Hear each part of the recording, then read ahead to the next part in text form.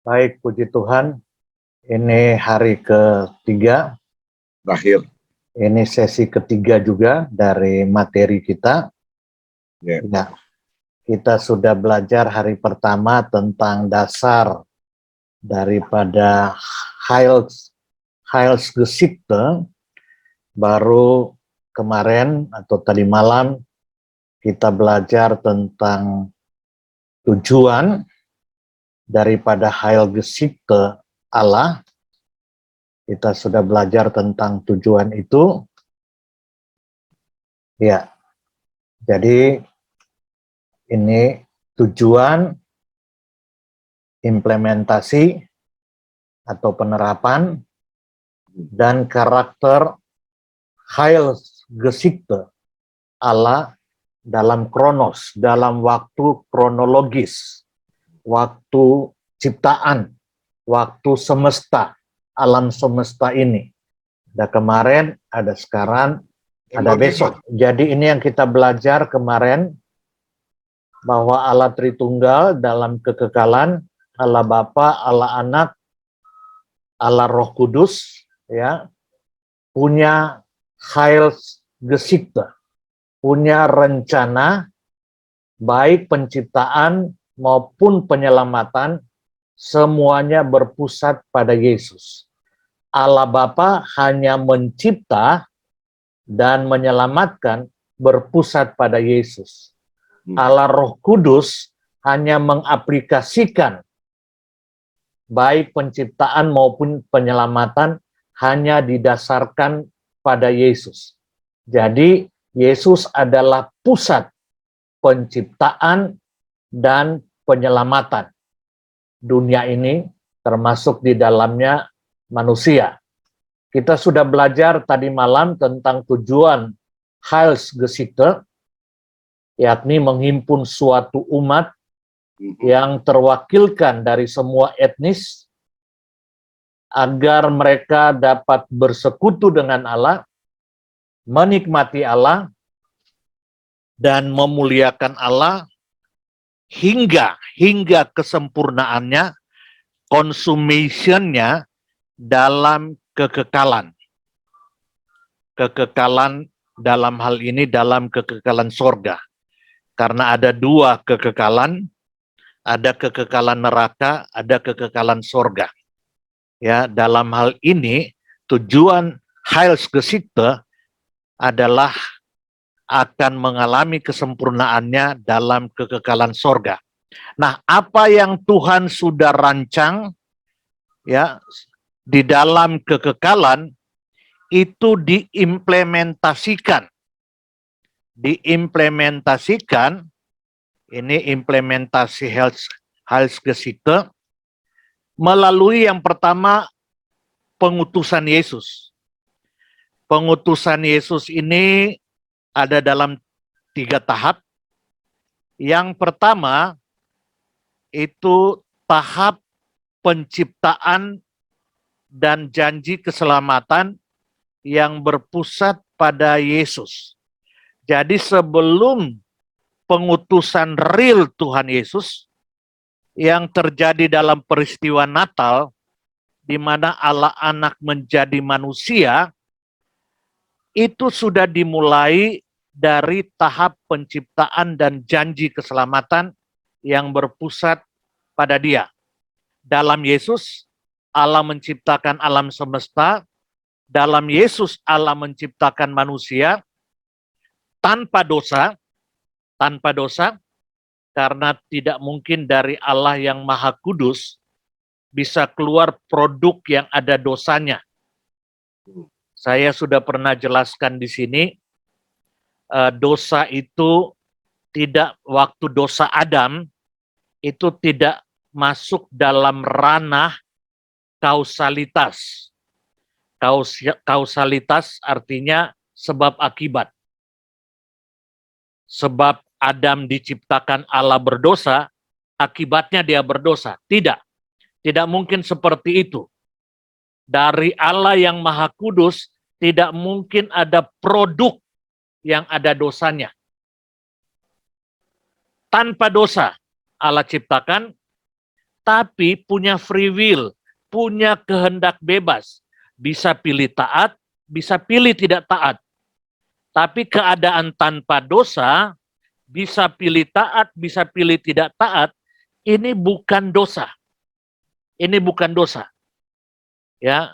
Jadi kalau pilih taat atau pilih tidak taat ada kehendak bebas, itu tidak salah, itu bukan dosa.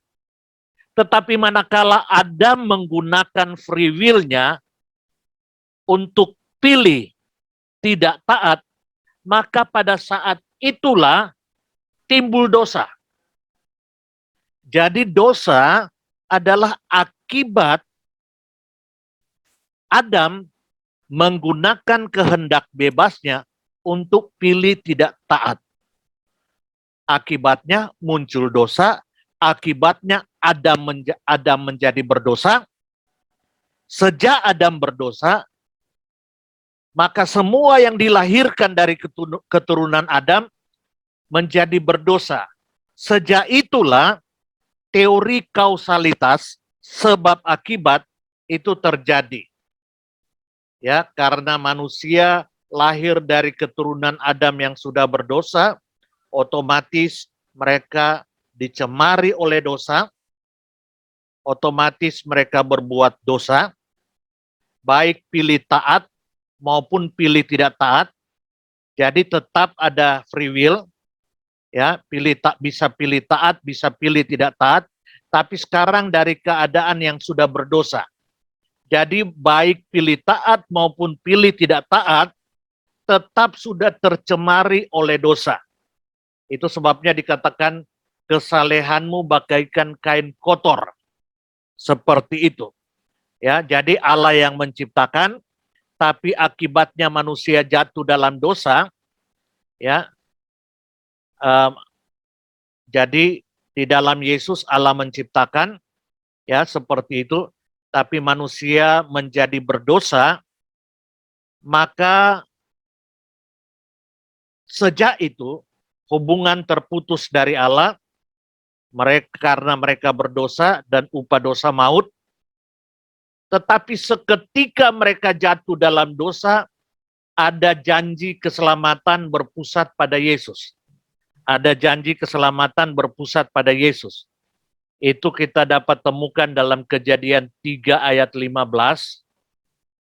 Seringkali dikenal sebagai Injil awal, proto-eungalio, ya, Injil awal, seperti itu. Allah berfirman, akan ada permusuhan antara engkau iblis dengan perempuan ini. Keturunan perempuan ini akan meremukkan kepala iblis, dan engkau iblis hanya akan meremukkan tumitnya.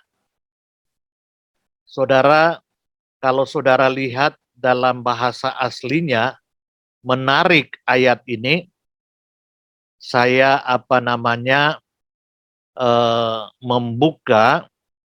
membuka interlinear dari Bible Hub, ya, dari Bible Hub. Ini interlinear, saya harap semua bisa lihat.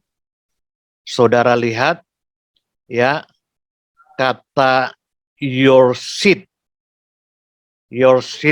itu digunakan kata your seed, keturunanmu, keturunan antara, memang ini tidak mengikuti struktur bahasa, ya, seperti itu, mengikuti bahasa Ibrani. Saudara lihat di sini, ya, keturunan perempuan, he, her seed. Saudara lihat, he, her seed, keturunan perempuan, dan keturunan ini disebut he. Keturunan perempuan ini disebut he, berarti laki-laki, maskulin. Dan yang luar biasa, keturunan ini, saudara, kalau kita klik di sini, dijelaskan, ya, dijelaskan di sana. Maaf, ini lama dia keluar. Sebentar, itu singular, artinya tunggal. Jadi dijanjikan bahwa keturunan perempuan itu yang akan meremukkan kepala iblis itu tunggal, ya, tunggal dan laki-laki. Jadi saudara lihat, ya, apa namanya, ini berbicara tentang penjelasan tadi, ya. Jadi menunjuk kepada singular, ya, iya, keturunannya itu, ya, orang ketiga tunggal seperti itu.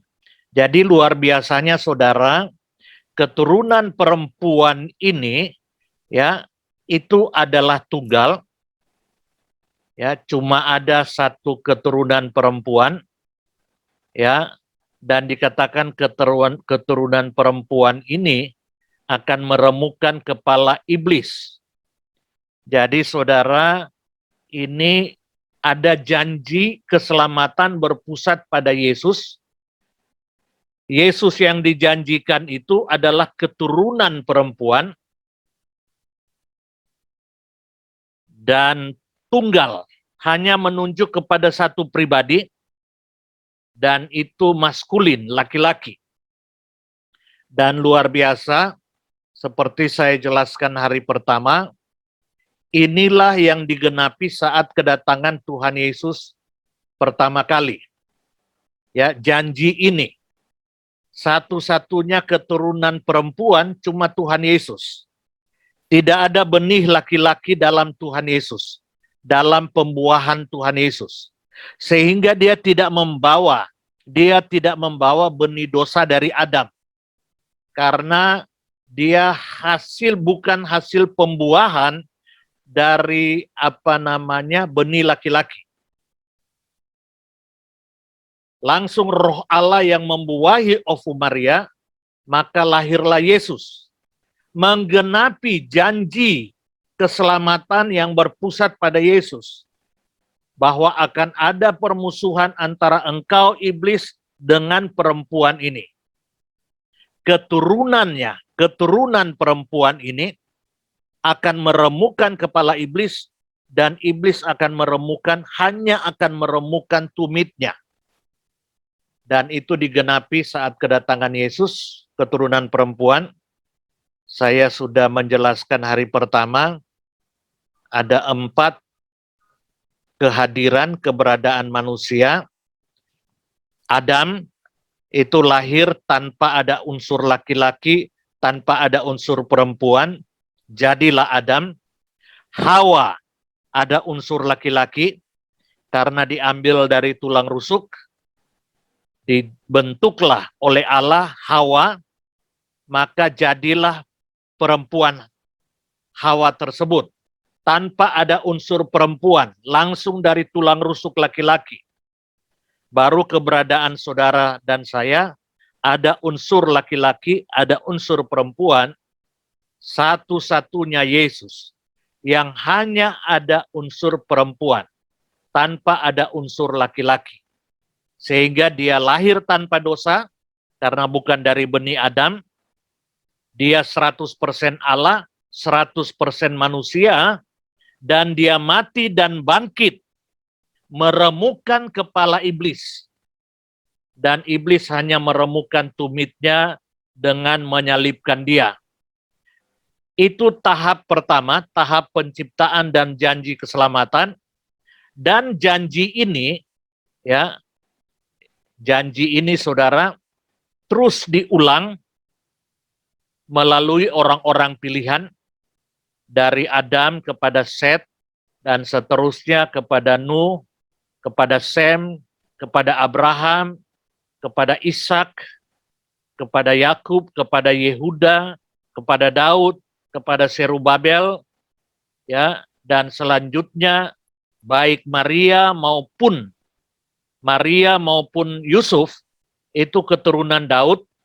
Karena itu ketika sensus, mereka harus ke Bethlehem, kota Daud, ya, karena mereka berdua Dua-dua itu dalam silsilah itu keturunan Daud. Seperti itu.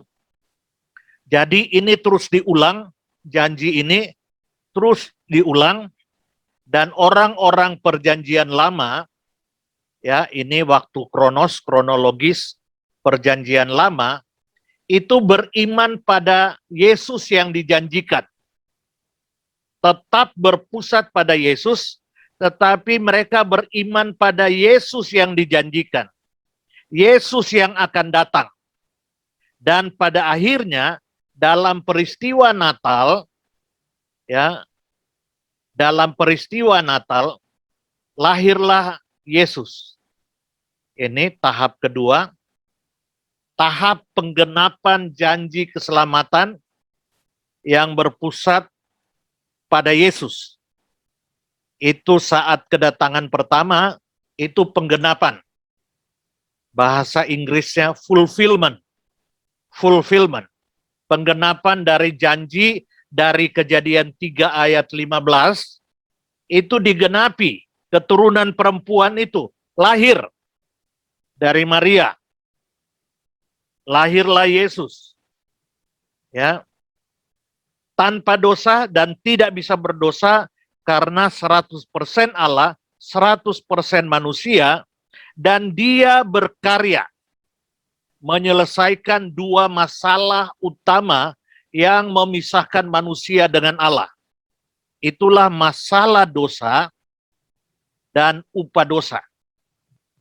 Dan itu dia sudah kerjakan dimulai dari peristiwa Natal yang sedang kita peringati, dan berpuncak sampai kepada kematian dan kebangkitannya, serta kenaikannya ke sorga, dan sekarang memerintah, duduk di sebelah kanan Allah Bapa, memerintah, dan dia berkata, segala kuasa, segala authority di sorga dan di bumi telah diberikan kepadanya. Sekarang dia memerintah sebagai raja, duduk di sebelah kanan Allah Bapa. Ya, iblis sudah dikalahkan. Hai maut, di mana sengatmu? Dia sudah kalahkan, dia sudah remukkan kepala iblis, ya, sehingga iblis tidak berkuasa lagi, ya. Dan selanjutnya dari tahap penggenapan janji keselamatan, sekarang sedang menuju kepada tahap ketiga, tahap penyempurnaan janji keselamatan.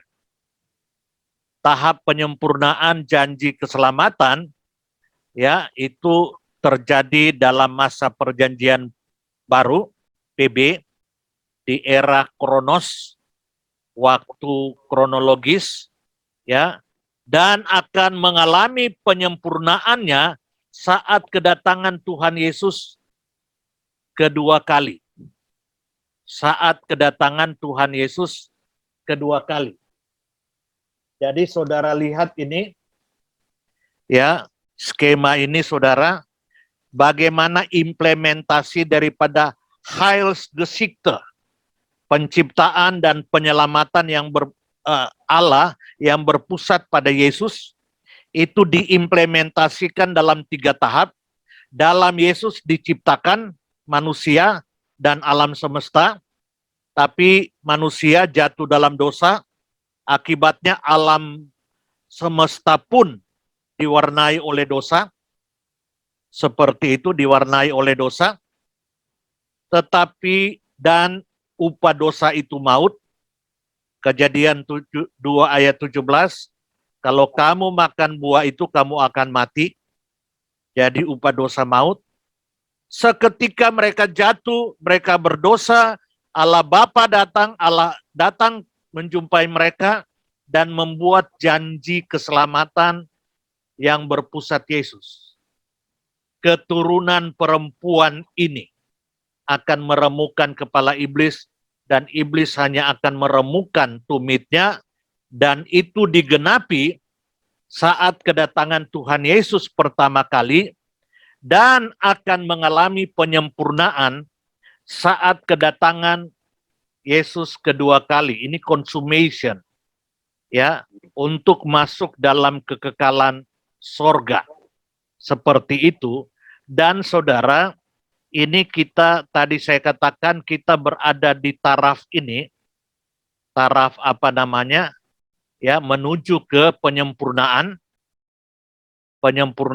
daripada Heilsgeschichte, ya, melalui kedatangan Tuhan Yesus, seperti itu saudara, ya. Dan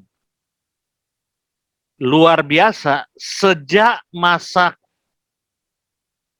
dari penggenapan menuju ke penyempurnaan, itu Allah secara khusus mengutus Roh Kudus. Ini pengutusan Roh Kudus. Setelah Yesus naik, Roh Kudus dicurahkan. Kita sudah tahu bersama Roh Kudus itu adalah aplikator dan dinamisator. Saudara tahu murid-murid itu yang orang-orang Yahudi, orang-orang Israel itu, walaupun sudah mengikuti Yesus, tapi mereka ketakutan, tinggal di soto rumah, di loteng rumah, kunci dari dalam. Saudara bayangkan kalau gereja itu kunci dari dalam, tidak masuk ke dalam dunia, bagaimana Injil bisa sampai ke Indonesia, saudara? Tapi pada saat Roh Kudus diutus, dicurahkan, berubah 180 derajat. Semua apa yang mereka dapat dari Yesus, itu diaplikasikan oleh Roh Kudus, didinamiskan oleh Roh Kudus. Kamu akan menerima kuasa kalau Roh Allah turun atas kamu. Dan akibatnya saudara, terjadi pengutusan gereja. Ini yang berikut dalam implementasi ini. Terjadi pengutusan gereja untuk menyempurnakan karya keselamatan. Untuk menyempurnakan Heilsgeschichte. Ya, Allah memakai gerejanya, mengutus gerejanya ke dalam dunia untuk pergi sampai ke ujung-ujung bumi, untuk pergi menjadikan semua etnis murid Yesus. Saudara, ini luar biasa, saudara. Kalau saudara perhatikan, dalam masa janji keselamatan dan penggenapan janji keselamatan, ini sekitar 4.000 tahun, saudara. Tidak ada misi dari Israel sampai ke ujung-ujung bumi. Tidak ada misi. Tidak ada misi yang sentripetal, yang sentrifugal. Ini bahasa fisika, pergerakan dari dalam keluar atau sentripetal dari luar ke dalam. Tidak ada sentrifugal dari dalam keluar. Tidak ada pengutusan misi. Tidak ada. Allah secara khusus berurusan dengan Set, Nuh, Abraham, Ishak, Yakub, ya, Yehuda, Daud, Israel. Ya, Allah secara khusus ya memilih bangsa ini untuk mewujudkan penggenapan janjinya melalui lahirnya Yesus. Pertanyaannya, bangsa-bangsa etnis-etnis lain bagaimana? Disesatkan oleh iblis. Disesatkan oleh iblis.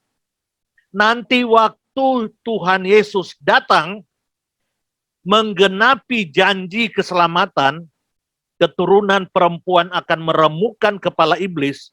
Peremukan kepala iblis itu terjadi ketika Yesus datang, mati, dan bangkit mengalahkan dosa dan maut. Di sana iblis diremukkan kepalanya. Sehingga iblis stop menyesatkan bangsa-bangsa, etnis-etnis. Itu sebabnya dalam Matius 28 ayat 19 sampai ayat 18, kepadaku telah diberikan segala kuasa di sorga dan di bumi.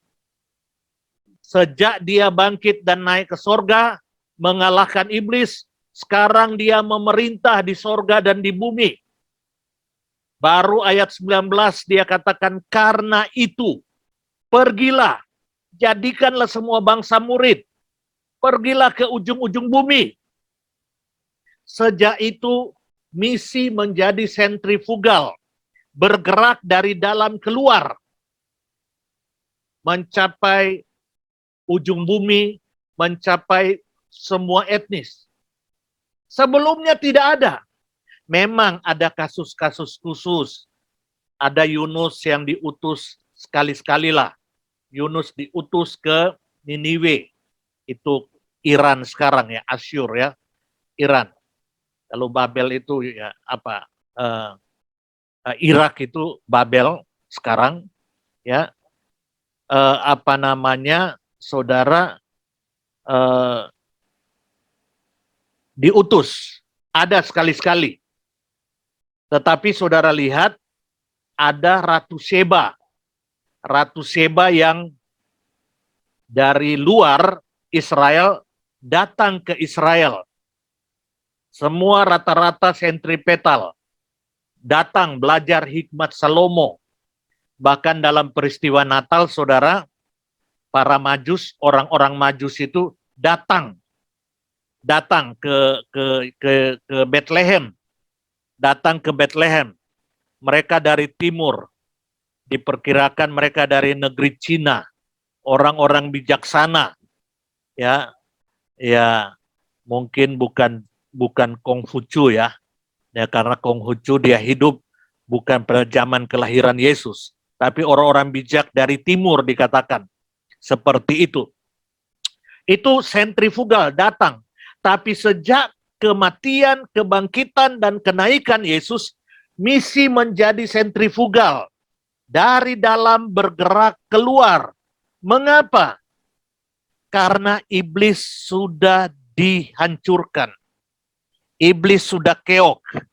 Sehingga gereja bisa pergi sampai ke ujung-ujung bumi.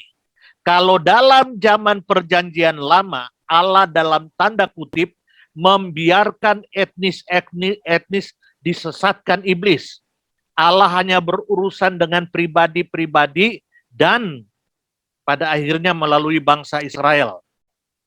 Tetapi setelah kenaikan Yesus ke sorga, dia sekarang memerintah sebagai raja, maka ada perintah pergilah. Sehingga ada efektivitas, Heilsgeschikte Allah mulai menuju menyelamatkan orang-orang dari berbagai etnis. Dan nanti akan mengalami penyempurnaannya saat kedatangan Tuhan Yesus kedua kali. Ini banyak hal yang termuat di dalam sini, tetapi saya akan masuk langsung ke tahap penyempurnaan janji keselamatan berpusat pada Yesus. Pada gereja-gereja tertentu, gereja Katolik, gereja Protestan, masa sekarang ini adalah masa Advent, masa penantian, yang jelas bukan penantian kelahiran Yesus lagi. Ya, kedatangan pertama, tetapi kedatangan yang kedua. Ya, penantian. Kalau orang Israel, saudara, ya, menantikan kedatangan yang pertama. Karena mereka tidak bisa membedakan mana kedatangan pertama, mana kedatangan kedua. Mereka tidak bisa membedakan. Ya, sehingga mereka berpengharapan Yesus itu yang datang itu keturunan Daud, dilantik sebagai raja dan akan memerintah mereka. Jadi pengharapannya politis, Mesias politis. Sekarang yang datang Yesus dari Nazaret, walaupun dia lahir di Bethlehem, tapi dibesarkan di Nazaret. Anak tukang kayu, wah mereka tidak mau terima, saudara. Mereka berharap itu sang raja yang datang, yang akan membebaskan mereka secara politis. Jadi sebenarnya itu kejadian saat kedatangan Yesus kedua kali, ya, tapi mereka tidak bisa memisahkan mana pertama, mana kedua. Akibatnya sampai sekarang orang Israel menantikan kedatangan Mesias yang pertama itu, ya, karena tidak bisa memisahkan itu. Kita bersyukur kita di zaman Kronos, Perjanjian Baru, kita beriman pada Yesus yang sudah datang dan yang akan datang. Adam dan Hawa dan semua orang Perjanjian Lama yang dipilih itu beriman pada Yesus yang akan datang. Jadi Yesus ini menjadi pusat penciptaan dan penyelamatan. Dan itu yang saya katakan kemarin, tidak kebetulan dunia mengadopsi kalender Masehi. Sehingga kedatangan Yesus pertama itu menjadi patokan, maka kalender dunia mengambil masa sebelum Masehi, sebelum Yesus, dan masa sesudah Yesus. Jadi benar-benar Yesus menjadi pusat waktu. Seperti itu. Ya, tanpa sadar mereka mengadopsi Heilsgeschichte. Ya, seperti itu. Dan sekarang pengutusan gereja, ya, menuju kepada tahap penyempurnaan. Dan saudara, pengutusan ini, istilah pengutusan atau istilah misi, ya, itu ada dua, ada missions, pengutusan, dan ada mission, tugas-tugas misi. Banyak orang yang mengutus, ya, misi, tetapi tidak tahu apa tugas-tugas misi. Banyak orang yang mengerti tugas-tugas misi, tapi tidak pernah diutus sebagai utusan, misioneri. Seperti itu. Nah, Tuhan memakai cara, kalau kata mengutus atau pengutusan, itu diambil dari kata apostelo.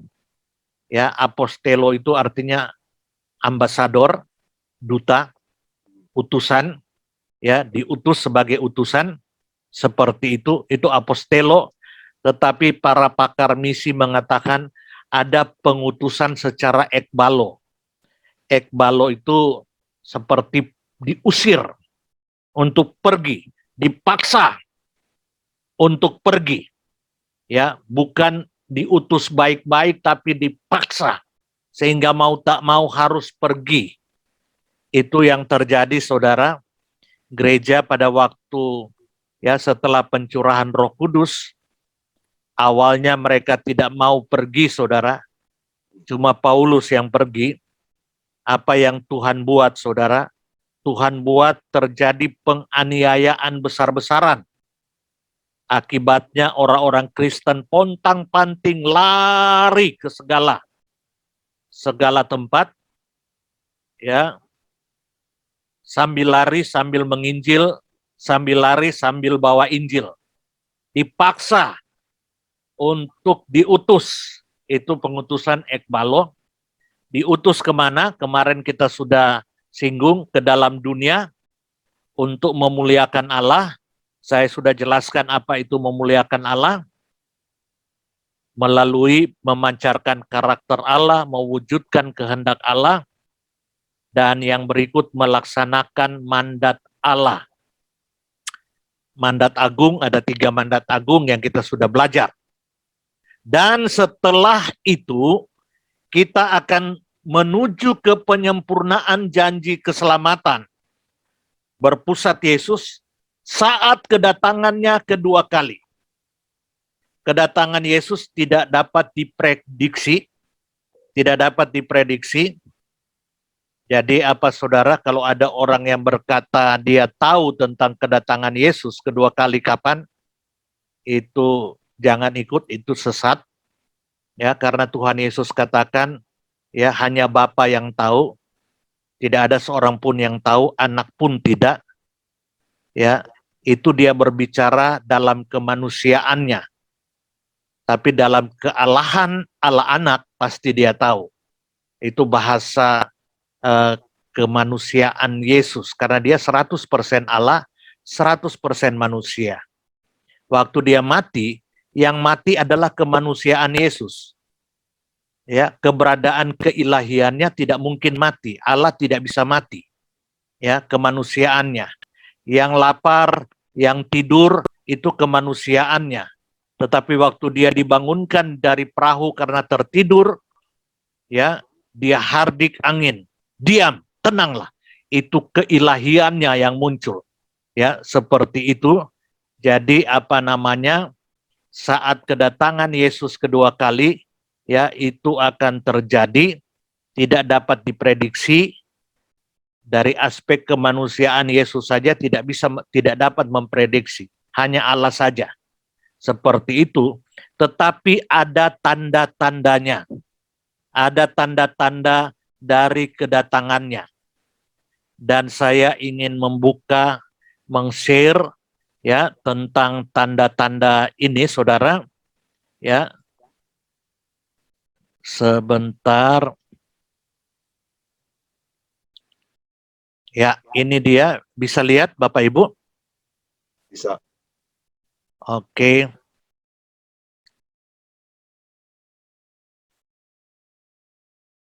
Tanda-tanda kedatangan Tuhan Yesus kedua kali itu dikenal dengan istilah parousia.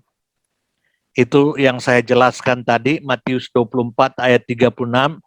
Tetapi tentang hari dan saat itu tidak seorang pun yang tahu, malaikat-malaikat di sorga tidak, dan anak pun tidak, hanya Bapa sendiri.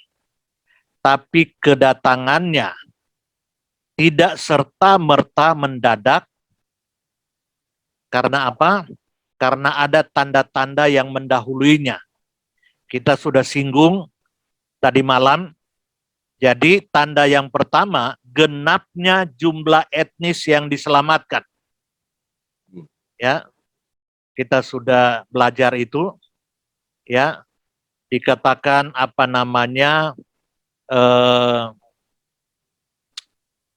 umat Allah yang terhimpun di sorga itu terwakilkan dari semua etnis. Ya, kenapa? Karena hati Tuhan ingin menghimpun kembali ya ciptaannya yang sudah tercerai-berai saat menara Babel dalam bahasa-bahasa. Itu sebabnya Matius 24 ayat 14 dikatakan, dan Injil kerajaan ini akan diberitakan ke seluruh dunia menjadi kesaksian bagi semua bangsa. Kata bangsa itu diambil dari kata etnis, etnesin, bahasa Yunani. Sesudah itu barulah tiba kesudahannya. Jadi saudara, kalau Injil sudah mencapai seluruh etnis di dunia, seluruh bahasa, baru akan tiba kesudahannya. Tadi malam Pak Filmon dia ya tertarik ingin tahu bagaimana, sudah selesai atau belum, ya. Ya, saya tidak bisa menjawab, tapi rasa-rasanya, bayangkan sampai tidak ada tempat paling sulit di dunia ini selain di Papua sana, saudara. Itu etnis-etnis sampai di pedalaman-pedalaman, saudara. Di Papua itu katanya, kita mau sumbang baju pun percuma, saudara. Karena alamnya, alam cuacanya itu begitu ganas. Cuma berapa lama saja sudah hancur, saudara, itu baju. Ya. Tapi yang hebat di bawah tanah Papua itu kaya. Di atas luar biasa. Sehingga si ahli misi yang kemarin saya sebut, waktu dia masuk ke Papua, dia temukan keadaan Papua di pedalaman, saudara. Dia katakan cuaca dan sebagainya di pedalaman itu dengan keadaan yang terisolasi sekali, itu tidak layak dihuni oleh manusia. Dan dia katakan, seharusnya etnis-etnis di pedalaman Papua itu punah. Karena iklim dan sebagainya itu tidak mendukung untuk hidup. Maka seharusnya mereka punah. Ketika dia bertanya, kenapa tidak punah? Dia bilang hanya satu jawabannya. Menunggu Injil datang ke sana. Dia katakan, hanya itu jawabannya. Mereka tidak punah walaupun keadaan sangat sulit. Apalagi dengan perang suku, saudara. Ya, itu sulit sekali keadaan di sana. Tapi mereka tidak punah. Kenapa? Hanya satu jawabannya. Menunggu Injil datang supaya jumlah etnis terwakilkan di sorga.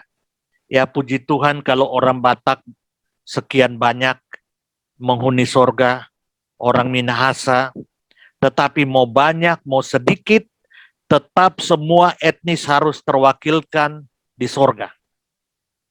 Inilah hati Bapa, ya. Jadi sekali lagi, kesudahan dunia ini baru akan terjadi jika Injil sudah menjadi kesaksian bagi semua etnis. Tadi malam sudah disinggung, Roma 11 ayat 25, sebab saudara-saudara, supaya kamu jangan menganggap dirimu pandai. Aku mau agar kamu mengetahui rahasia ini.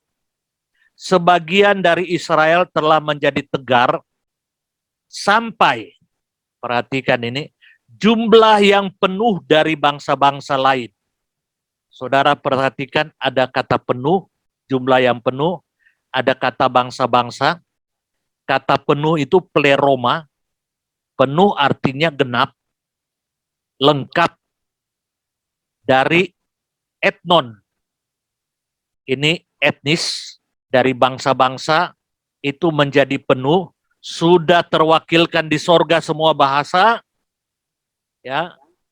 Baru Yesus akan khusus berurusan dengan Israel, dengan sisa Israel. Itu tanda yang pertama. Jadi tanda pertama genapnya jumlah etnis yang diselamatkan. Tanda kedua, pertobatan dari sisa Israel. Ya, ada beberapa bagian Alkitab menegaskan tentang hal itu, antara lain Sakaria 12 ayat 10 berkata begini, Aku akan mencurahkan roh pengasihan dan roh permohonan atas keluarga Daud dan atas penduduk Yerusalem. Dan mereka akan memandang kepada Dia yang telah mereka tikam. Berarti ini sudah sesudah kedatangan Yesus. Karena penikaman, pembunuhan Yesus dilakukan mereka itu ya saat kedatangan Yesus. Berarti ini berbicara saat kedatangan Yesus kedua kali, ya. Mereka memandang kepada Dia yang telah mereka tikam dan akan meratapi Dia seperti orang meratapi anak tunggal. Dan akan menangisi Dia dengan pedih seperti orang menangisi anak sulung. Sakaria 13 ayat 1. Pada waktu itu akan terbuka suatu sumber bagi keluarga Daud dan bagi penduduk Yerusalem untuk membasuh dosa dan kecemaran. Roma 11 ayat 25 sampai 29. Sebab saudara-saudara, supaya kamu jangan menganggap dirimu pandai, aku mau agar kamu mengetahui rahasia ini.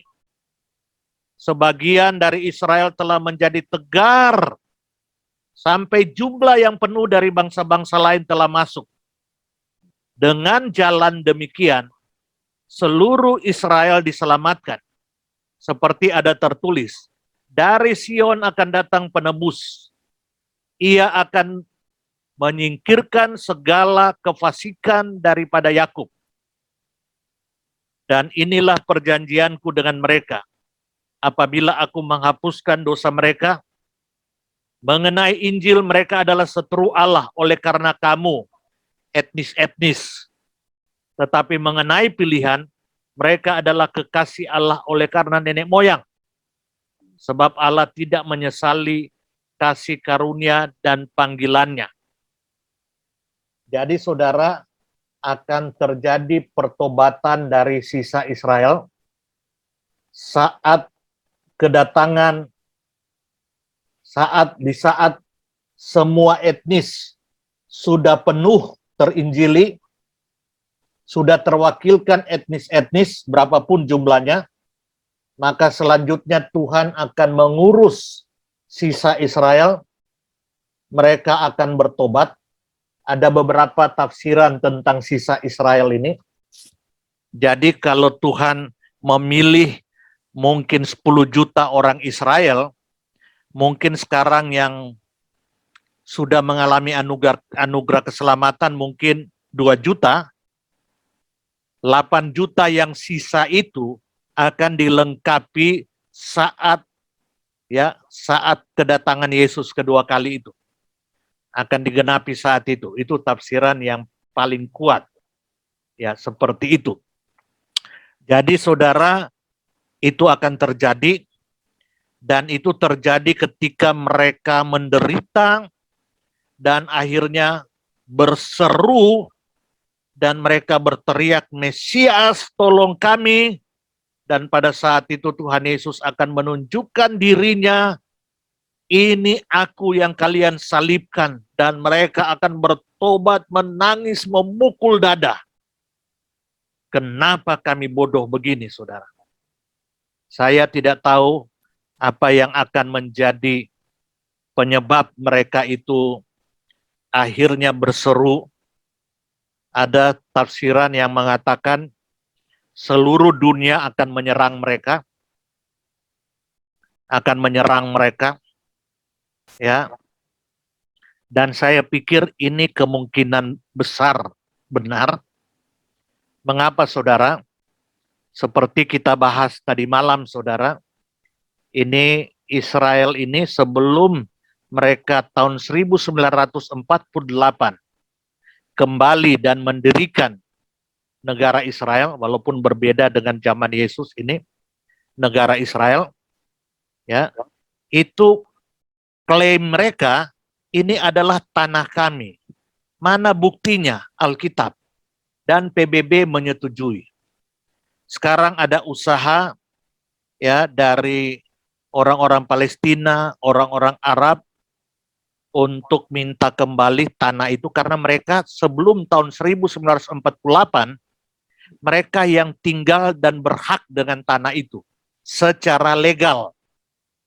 Karena Israel sudah terbuang, orang-orang Yahudi sudah terbuang dari Palestina, ya, Yerusalem dan sekitarnya sudah terbuang, ya.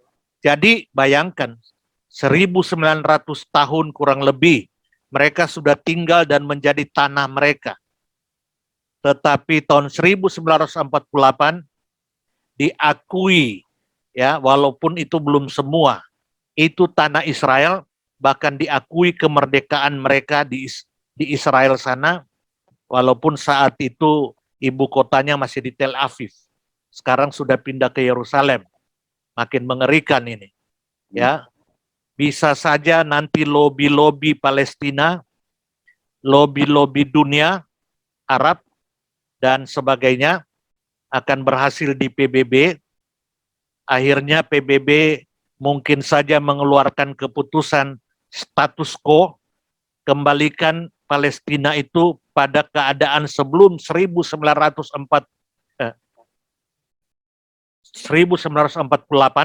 mereka merdeka tahun 1948.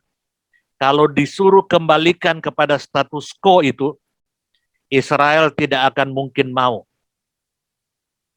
Nah, tapi kalau itu keputusan PBB, seluruh anggota PBB harus meratifikasi keputusan itu.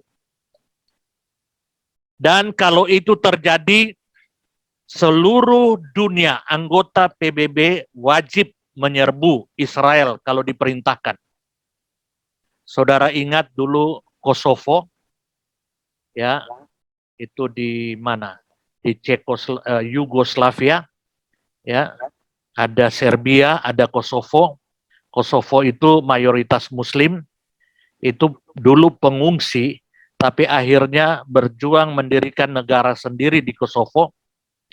Serbia tidak mau kasih, ya, terjadi perang saudara, akhirnya NATO ya memerintahkan serbu Serbia, dan seluruh negara-negara NATO didukung oleh PBB menyerbu Serbia, dan akhirnya Kosovo merdeka. Padahal menurut teman saya orang Serbia, dia katakan itu pengungsi, kan itu dekat Bangladesh, ya, pengungsi yang akhirnya meminta merdeka Kosovo itu. Dan jelas Serbia nggak mau seperti itu, tapi diserbu. Ini baru tafsiran, belum tentu benar ya, tetapi bisa saja ke situ. Kalau itu terjadi, ya diratifikasi untuk kembali ke status quo. Siapa pemilik tanah sebelum tahun 1948, Israel tidak akan serahkan, dan PBB berhak memerintahkan seluruh anggotanya serbu Israel. Dan mungkin itulah saatnya mereka akan berteriak, berseru pada Mesias, tolong kami. Dan Yesus sang Mesias akan menyatakan diri, ini aku yang kalian salibkan. Dan itu sisa Israel akan mengalami pertobatan. Seperti itu pertobatan, tanda yang kedua, pertobatan dari sisa Israel. Tanda yang ketiga, ya, akan terjadi kemurtadan besar dan kesengsaraan besar. Kemurtadan dan kesengsaraan yang tidak pernah ada. Ini langsung dikatakan oleh Tuhan Yesus dalam Matius 24 ayat 9-12. Pada waktu itu kamu akan diserahkan supaya disiksa, dan kamu akan dibunuh dan akan dibenci semua bangsa oleh karena namaku, dan banyak orang akan murtad, dan mereka akan saling menyerahkan diri dan saling membenci. Banyak nabi palsu akan muncul dan menyesatkan banyak orang. Dan karena makin bertambahnya kedurhakaan, maka kasih kebanyakan orang akan menjadi dingin. Ayat 21-24. Sebab pada masa itu akan terjadi siksaan yang dahsyat. Perhatikan ini, seperti yang belum pernah terjadi sejak awal dunia sampai sekarang, dan yang tidak akan terjadi lagi. Jadi ini puncak daripada penganiayaan. Dan sekiranya waktunya, perhatikan ini, tidak dipersingkat, maka dari segala yang hidup tidak akan ada yang selamat. Akan tetapi oleh karena orang-orang pilihan, waktu itu akan dipersingkat. Pada waktu itu jika orang berkata kepada kamu, lihat Mesias ada di sini atau ada di sana, jangan kamu percaya. Sebab Mesias palsu dan nabi-nabi palsu akan muncul dan seterusnya. Sebab Mesias palsu dan nabi palsu akan muncul dan mereka akan mengadakan tanda-tanda yang dahsyat dan mujizat-mujizat. Wah, luar biasa. Sehingga sekiranya mungkin mereka menyesatkan orang-orang pilihan juga. Sekiranya mungkin, artinya tidak mungkin orang-orang pilihan, ya. Karena apa, saudara? Ini mujizat luar biasa. Sekarang ini, saudara, kalau orang itu aktif di gereja karena tertarik dengan mujizat, kalau dia tidak dibawa oleh Yesus, kepada Yesus sungguh-sungguh bertobat lahir baru, wah, mereka cinta dengan tanda-tanda dahsyat, mujizat-mujizat. Mereka pasti akan ikut nabi-nabi palsu ini, saudara. Pasti, saya pastikan. Markus, tetapi kamu ini, hati-hatilah. Kamu akan diserahkan, ya,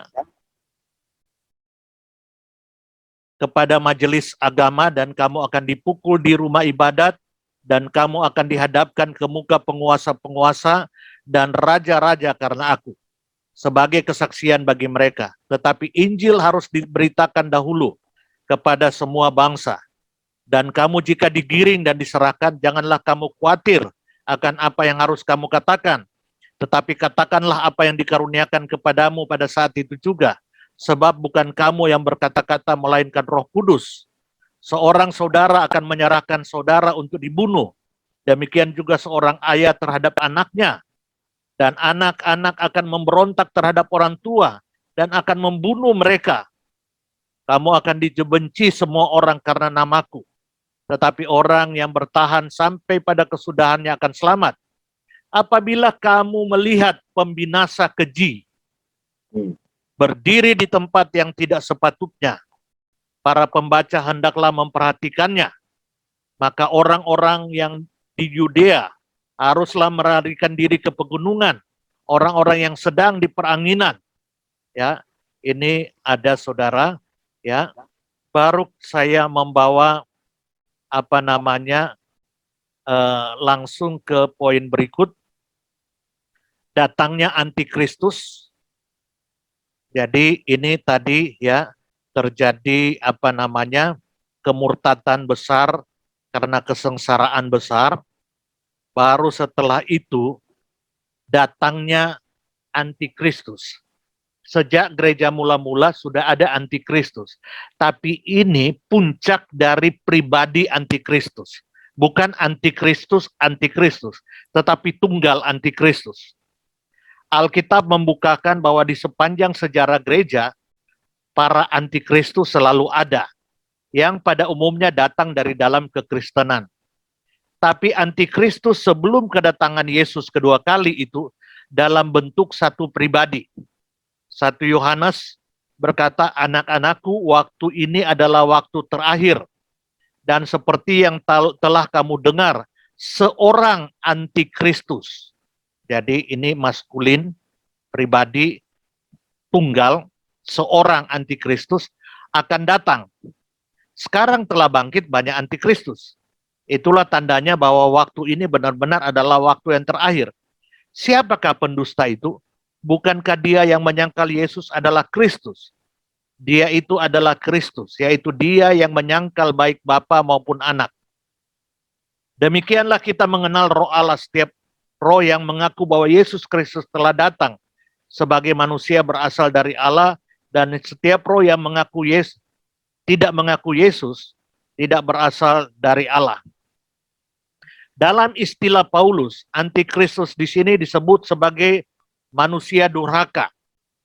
2 Tesalonika, tentang kedatangan Tuhan kita Yesus Kristus, dan terhimpunnya kita dengan Dia, kami minta kepadamu saudara-saudara, supaya kamu jangan lekas bingung dan gelisah, baik oleh ilham roh maupun oleh pemberitaan atau surat yang dikatakan dari kami seolah-olah hari Tuhan telah tiba. Janganlah kamu memberi dirimu disesatkan orang dengan cara yang bagaimanapun juga. Sebab sebelum hari itu, haruslah dahulu datang murtad, dan haruslah dinyatakan dahulu manusia durhaka, yang harus binasa, yaitu lawan yang meninggikan diri di atas segala yang disebut atau yang disembah sebagai Allah. Bahkan ia duduk di bait Allah. Nah, ini banyak tafsiran. Akan ada bait Allah, tapi yang akan duduk di sana bertahta adalah antikris dan mau menyatakan diri sebagai Allah. Tidakkah kamu ingat bahwa hal itu telah kerap kali kukatakan kepadamu ketika aku masih bersama-sama dengan kamu, dan kamu sekarang, ya,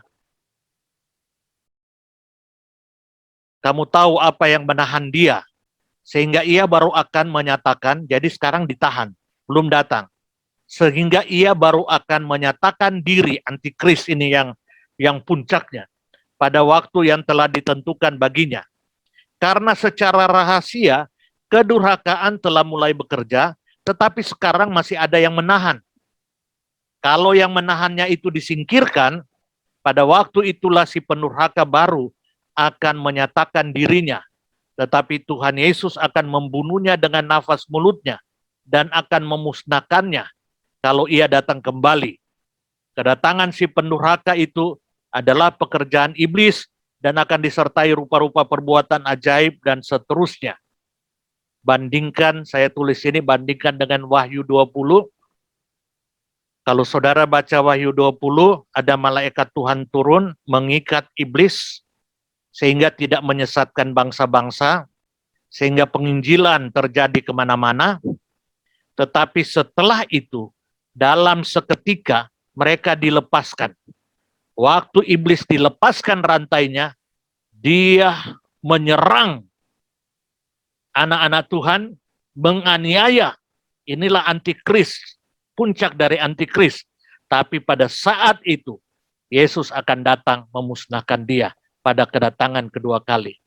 Ini tanda-tanda dan keajaiban-keajaiban menjelang kedatangan Yesus kedua kali, ya.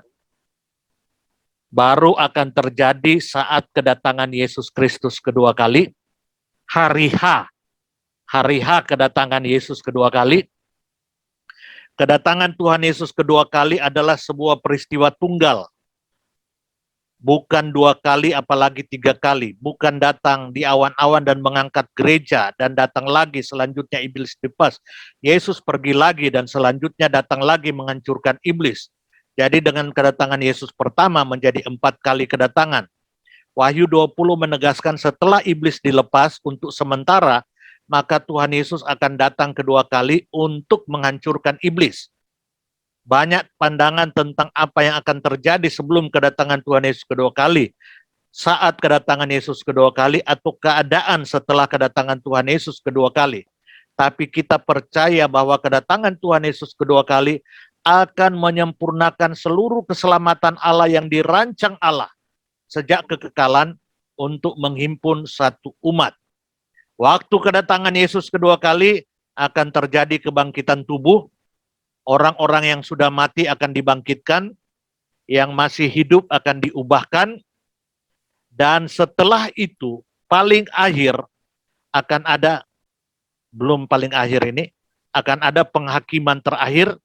Iblis akan dihukum, orang-orang yang tidak percaya akan dihukum, baru yang paling akhir akan datang langit dan bumi baru, ya, turun dari surga. Itu kita bisa baca dalam Wahyu 20 ayat 7 sampai 15. Ya, ada langit dan bumi baru, bahkan Yerusalem baru.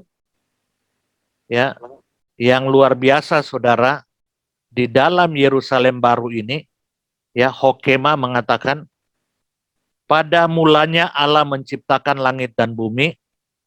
Di akhir sejarah kita akan melihat langit dan bumi baru yang keindahannya akan jauh melebihi apa yang sekarang ini kita lihat. Sebagai pusat dalam sejarah itu, Helgesikte itu adalah anak domba Allah yang telah disembelih, yang sulung dari semua yang telah mati. Di langit dan di bumi baru, di mana di sana terdapat hanyalah kebenaran.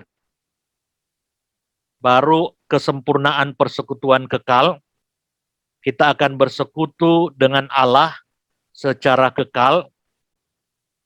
Dan yang luar biasa, Anthony Hokema waktu menjelaskan tentang Yerusalem baru, kota kudus, ya, pusat dari langit dan bumi baru, dia berkata begini, kita tidak tahu apakah gambaran yang terperinci seperti berbagai permata yang akan menjadi dasar dan landasan tembok kota, serta jalan-jalan yang terbuat dari emas dapat dimengerti secara harafiah. Yang pasti gambaran yang sangat indah dalam bagian ini melukiskan sebuah keberadaan yang sangat mencengangkan. Lebih lanjut, fakta bahwa, perhatikan ini, bahwa nama-nama ke-12 suku Israel tertulis di 12 batu pintu gerbang. Itu Wahyu 21 ayat 12. Dan bahwa nama-nama ke-12 rasul tertulis pada 12 batu dasar. Ini menyiratkan makna bahwa umat Allah yang hidup dalam bumi yang baru akan mencakup orang-orang percaya, baik dari perjanjian lama maupun perjanjian baru. Karena 12 itu pintu-pintu, 12 suku, dan 12 rasul. Ya, jadi Saudara, 12 rasul itu menjadi apa ini? Menjadi batu dasar. Ya, 12 suku itu dikatakan menjadi 12 pintu gerbang di dalam kota kudus. 12 rasul. Jadi Saudara berarti nggak ada lagi rasul sekarang. Cuma 12. Kalau nggak, Wahyu harus kasih tahu ada, tidak terbatas. Tapi sifat-sifat kerasulan itu masih ada. Ya, orang-orang yang pergi menginjil, Tapi ini Alkitab berkata hanya 12 rasul, dan itu menjadi batu dasar seperti itu. Tidak akan ada lagi bait suci di dalam kota itu, sebab orang-orang yang tinggal di dalam bumi yang baru akan memiliki persekutuan dengan Allah secara langsung dan selama-lamanya. Dan setelah hal ini terjadi, maka genaplah penyempurnaan Heil Gesikte Allah yang berpusat pada Yesus. Seperti itu. Dan itu ya apa yang akan terjadi sampai kedatangan Yesus dan sesudah kedatangan Yesus. Tapi saya mau merangsang kalian untuk berpikir, ya, untuk saya mengeluarkan skema yang terakhir tentang 3 pandangan mengenai akhir zaman. Pandangan, saya katakan pandangan. Yang saya jelaskan tadi itu dari Alkitab. Ya, tapi ada 3 pandangan yang muncul dalam kekristenan dan cenderung berkelahi satu dengan yang lain. Ya.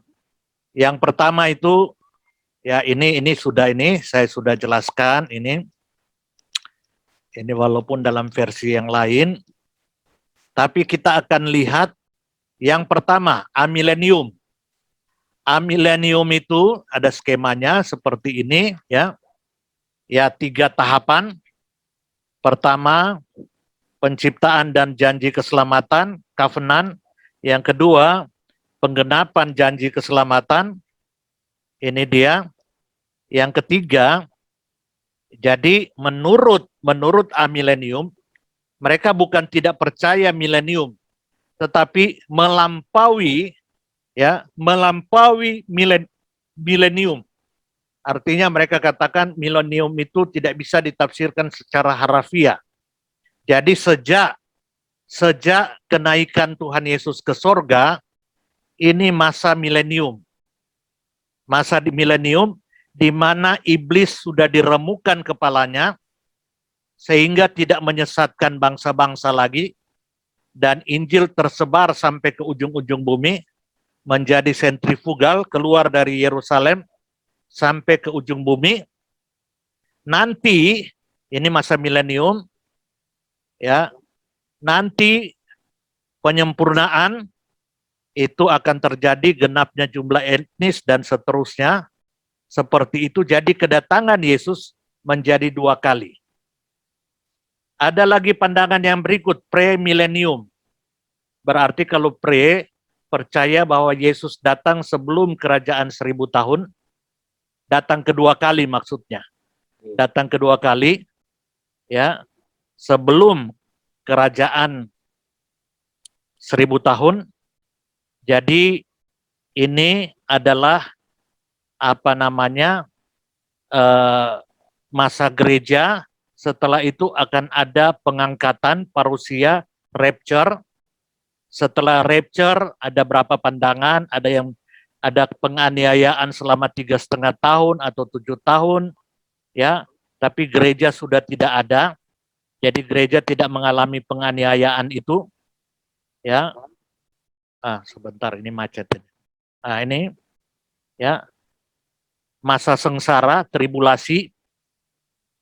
Baru saudara Yesus datang. Ini Yesus datang ini, ya, bersama orang-orang percaya datang. Jadi ada yang mengatakan begini, waktu datang pertama di Bethlehem, datang kedua di awan-awan, datang ketiga mendirikan kerajaan 1000 tahun, ya, mendirikan kerajaan 1000 tahun.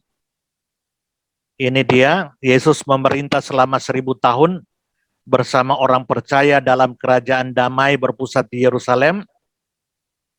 Baru saudara, setelah ya itu iblis dilepas seketika, ya, memporak-porandakan kerajaan 1000 tahun. Memang menjadi pertanyaan, Yesus di mana dan kemana saat itu? Kalau dia adalah Allah, kenapa dia tidak bisa mengalahkan serangan? Jadi ini ada pertanyaan, Yesus kemana dan di mana? Nanti setelah itu baru ya ini keadaan iblis dilepas, ya. Baru setelah itu Yesus datang kedua kali, menurut mereka kedua kali, tetapi kalau kita melihat dengan kedatangan pertama menjadi 4 kali. Baru ada yang berikut, ya, post milenium. Post milenium itu juga tapi tidak terlalu populer. Jadi Yesus datang setelah kerajaan 1000 tahun. Jadi ini apa namanya, masa gereja, ya. Ini milenium. Baru ya, setelah itu masa sengsara, baru kedatangan Yesus kedua kali. Seperti itu. Tetapi menurut mereka, ya, kerajaan 1000 tahun ini, ya, itu adalah kejadian di mana dunia akan makin lama makin baik dan akhirnya ada masa damai selama 1000 tahun. Tapi bukan dalam pengertian Yesus memerintah. Baru setelah itu ada sengsara, baru ada Yesus datang kedua kali, seperti itu. Ini 3 pandangan, ya, daripada akhir zaman. Saya bukakan kepada saudara-saudara, tetapi apa namanya yang saya jelaskan tadi itu apa yang diangkat dari Alkitab, ya, seperti itu, tidak beranjak dari pandangan, tapi secara biblikal, seperti itu. Nah, inilah ya implementasi dari Heilgeschichte Allah, ya, dalam 3 tahapan. Tahap penciptaan dan janji keselamatan, tahap penggenapan janji keselamatan, dan tahap penyempurnaan janji keselamatan yang semuanya berpusat dalam Tuhan Yesus.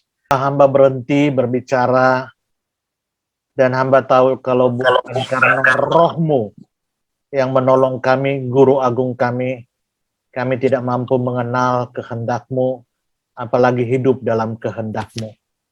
Tapi kami bersyukur Roh-Mu Engkau berikan kepada kami, Roh-Mu menyertai kami, Roh-Mu menjadi hikmat bijaksana kami. Amin. Karena itu bawa kami Bapa supaya sungguh hidup kami terpusat kepada Yesus Kristus Tuhan kami, yang menjadi pokok kehidupan kami, yang menjadi dasar, yang menjadi pelaksana keselamatan kami. Sehingga di dalam Yesus kami berhak atas berkat-berkat sorgawi, kami berhak atas pertolongan-Mu, kami berhak atas penyertaan-Mu dalam kehidupan kami. Terima kasih banyak Bapa. Kami akan menikmati suasana masa raya Natal tahun ini. Kami bersyukur bisa memasukinya. Tetapi mampukan kami berintrospeksi Tuhan. Mengevaluasi kehidupan kami. Sudah sejauh mana kami memanfaatkan waktu kronos ini yang Tuhan percayakan. Kesempatan hidup yang Tuhan berikan. Untuk kami pakai memuliakan Engkau dalam kehidupan kami. Bapak, kami mengaku kami tidak mampu. Kami mengaku we are nothing, Bapak. Kami butuh Roh Kudus yang penuhi terus kami. Amin. Yang terus didik kami, hajar kami. Untuk terus dikuasai dan dipimpin oleh Roh-Mu di dalam kehidupan kami. Kami tidak mampu menikmati artinya damai sejahtera, artinya bahagia Tuhan. Kami tidak mampu, hanya Roh-Mu, hanya buah Roh, sumber kasih, sumber sukacita, sumber damai sejahtera. Kami ingin hidup kami, walau di tengah tantangan, buah-Mu, buah dari Roh-Mu, melimpah atas kami. Terima kasih banyak Bapak. Kami akan mengakhiri rangkaian pertemuan kami ini. Kami akan berpisah kembali kehidupan kami masing-masing, pribadi lepas pribadi. Kami menantikan berkat melimpah daripada-Mu turun atas kami. Haleluya. Saudara-saudara, pergilah dan terimalah berkat Tuhan. anugerah Tuhan Yesus Kristus, kasih Allah Bapa, kekuatan dan pertolongan Allah Roh Kudus, menyertai hidup pribadi, baik jasmani, rohanimu, menyertai hidup keluargamu, jasmani, rohani, menyertai hidup pelayananmu, pekerjaanmu, sehingga melalui hidup kita, nama Tuhan sungguh dipermuliakan. Sekarang ini, bahkan terus kekal selama-lamanya. Amin. Tuhan Yesus memberkati. Shalom. Amin.